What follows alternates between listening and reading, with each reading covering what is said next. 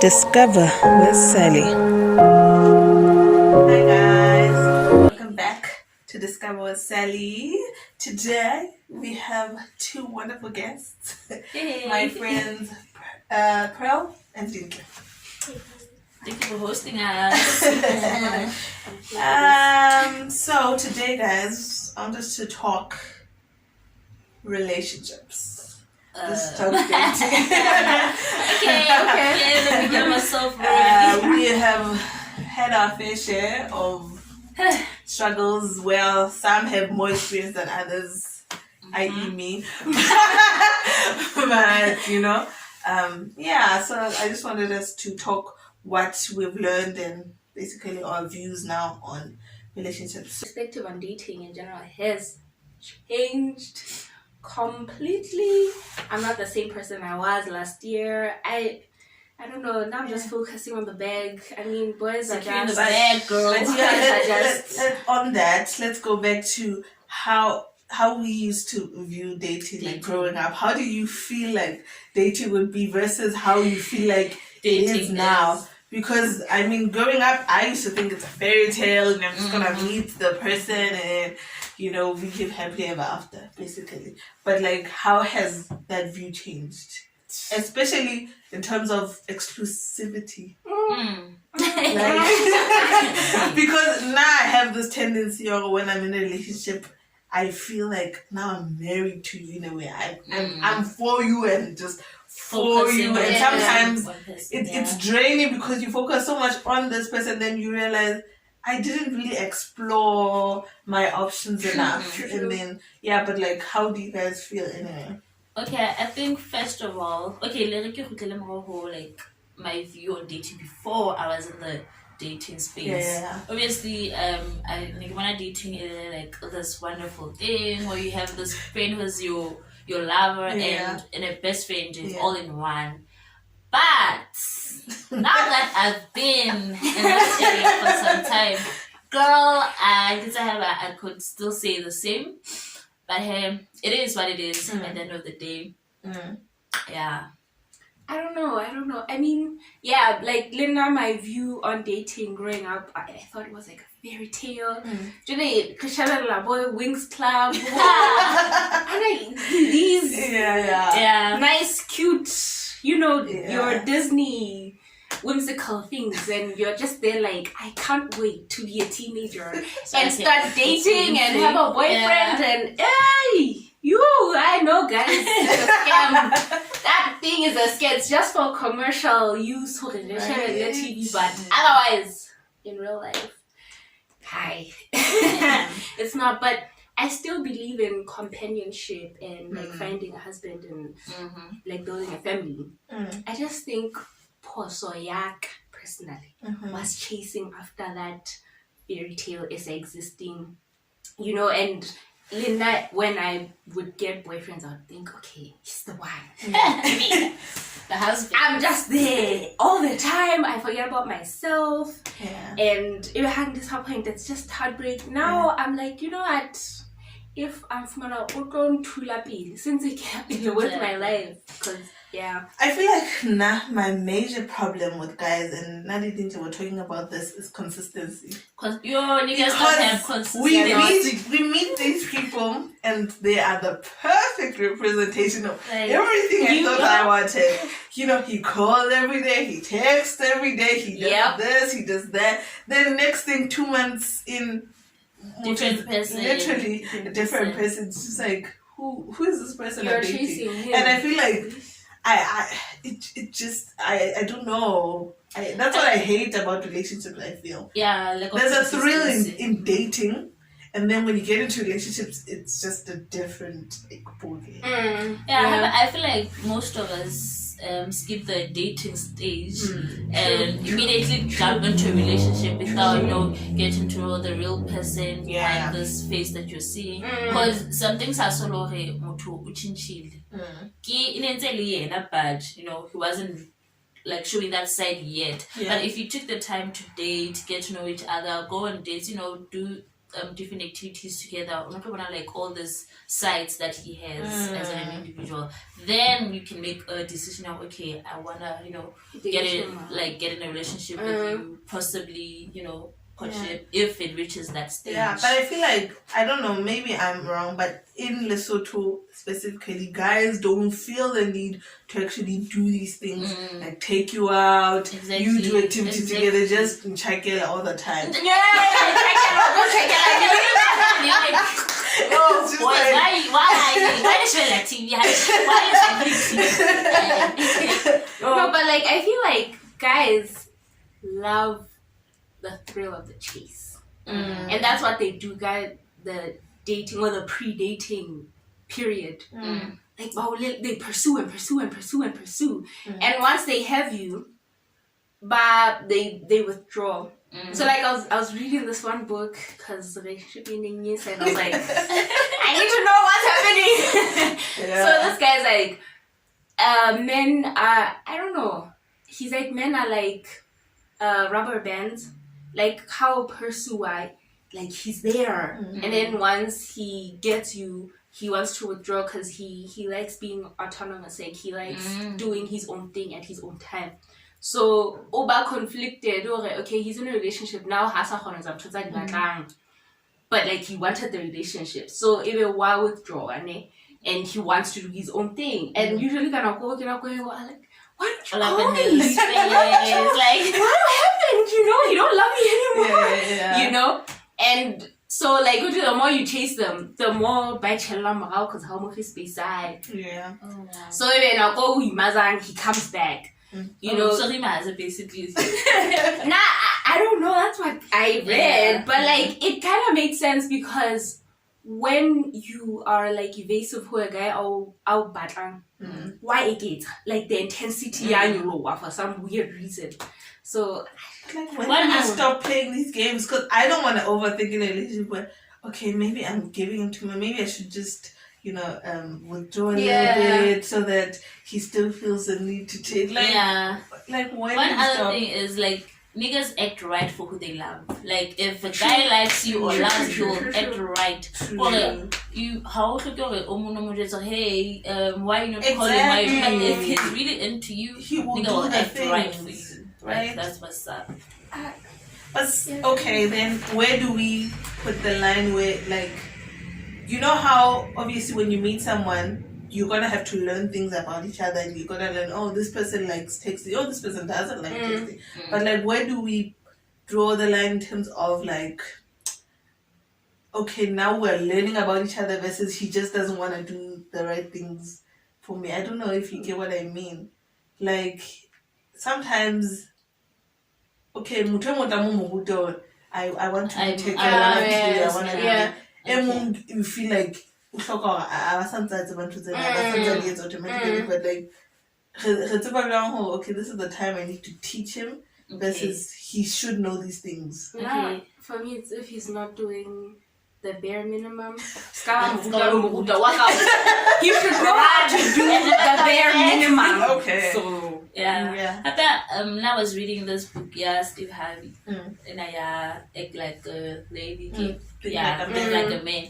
So there was this other chapter once about showing a person how to love you, and this is very like essentially at the early stage of dating before you all get in a relationship. They must also be like all up in his face. So hey, let's say but hands are like like more about you.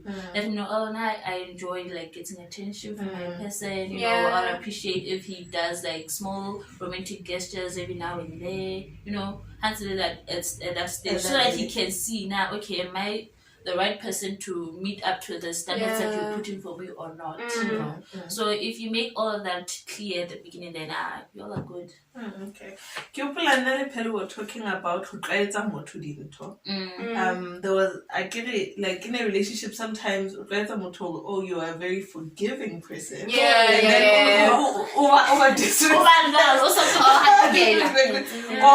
This person is very understanding, so I don't really have to do this thing because I mean she'll understand. Or sometimes no, allow something dating. I really could, and he doesn't feel the need to do that. So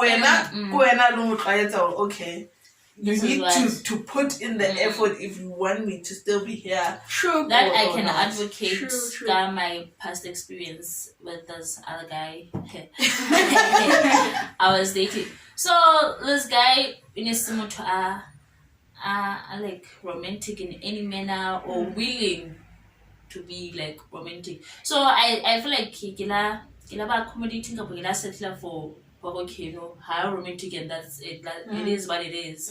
But then I got into like this other relationship. The guy was still not romantic, but I'm just like, okay, fine, go to you're not romantic, but you have to at least try to meet me halfway. And now I enjoy those kind of things. I'm not expecting you to do them like all the time, but at least for me, you can, try some. And I think for me, it boils down to knowing myself and the things that I want in a relationship. Honestly, I didn't know what I wanted in a relationship before, so I settled for anything. I understand. But then maybe I get in a relationship, I'm like, wait, I think I would really enjoy a date. Like, I think I'd like gifts, So I think if you take time to know yourself and who you are and what you want, we treat that in that way. Because there's so much power in the way you treat yourself. But why we treat them and they'll treat you exactly. So how do you like the soft life? How do we spoil like the nigga you're gonna meet is gonna wanna do that to impress you. True. Yes, I agree with you. So also, how do you feel about your friends becoming more than just your friend, in terms of getting your boyfriend from your friendship pack? Like, I'm definitely not for that. I've had guy friends before. We were all cool at the beginning. Next day, the guy is showing interest, and I don't know if I once boxed you into that friendship corner, that's where I'm gonna keep you, like forever. Yep. Unless I, life happens, unless I meet someone and I feel differently. But in my past experience, it has always been that way. True.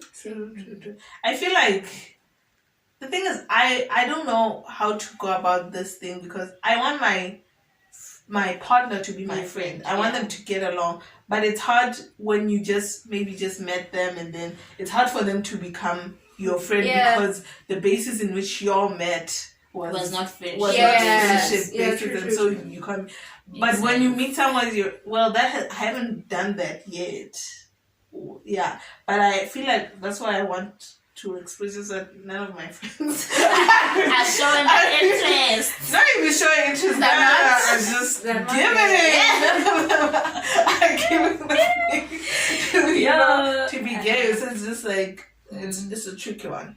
I mean, I haven't dated any of my guy friends, because Lina, if Kikopan and my guy friends on you, you're never getting out. Like, you're gonna be like a brother to me, Yeah. But I've dated guys, then broken up with them, and then remember holds. But then that leads to just this endless cycle, on and off. True. So I don't know about that. So I don't know. But I also find that some of my exes, like I find that I got along with them better as my friends after the relationship than I did when we were in the relationship, because now in the relationship there were these demands that needed to be met. I didn't get to know the person for who he was. I just got to know for what he could do, basically for me. Because he needed to fulfill this picture that I had, this fairy tale picture that he's taking you on dates, he must do this, he must be romantic, he must be a good kisser, he must do this, exactly. He must do this. And then I didn't get to know, this person is really cool as a person. Just talking to the person. That's where it gets dangerous for me, because then when I start knowing them for who they are and accepting them, for who even the bad eki winning in the relationship when we're friends.